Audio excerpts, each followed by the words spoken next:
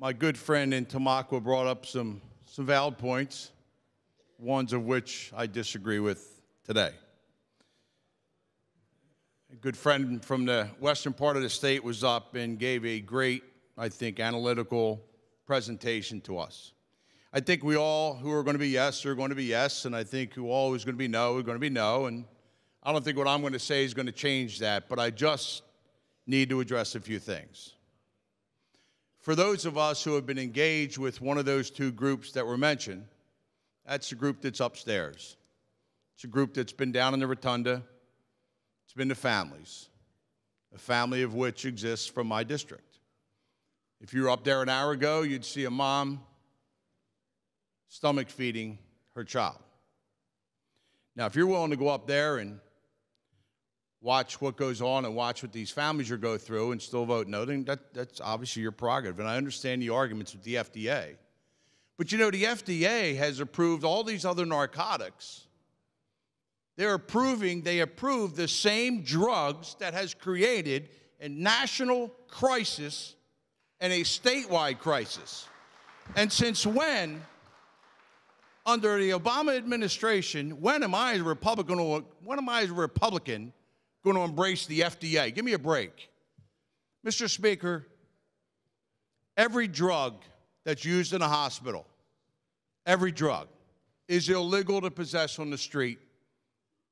I should be more specific. Drugs that are used in operating rooms and intensive care units. You can't buy those drugs legally on the street, yet they went through that FDA process. We talk about addictions. You know, everything is addicting. Being here, it isn't so addicting to me anymore. But everything in life, from the coffee machine to cigarettes to alcohol, of which I have voted to expand where one of those addictions are sold. I agree with my good friend from Tamaqua. This was difficult. It's no longer difficult for me to vote yes. In fact, I wouldn't do anything other than vote yes for this bill. I held a hearing 2 years ago this week in my district, and I was a no. But Erin McCann, who's upstairs there, she says, Mike, I really wish you would do a hearing on this. And we all know Senator Fulmer, and I forget who the other panelists were, but I sat and I listened. As an elected official at a town hall, I listened to what people were saying. And I just looked at myself. I was in a township meeting room with a police station beneath me.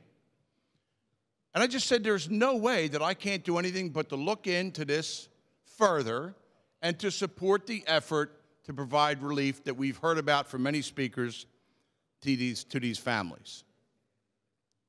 So as my friend, in his 70s, I believe, respectfully, I was in grade school. But in the 80s and 90s, I was on the street. And I agree. Drugs are not a good thing when they're not used properly, when they're not dispensed of properly.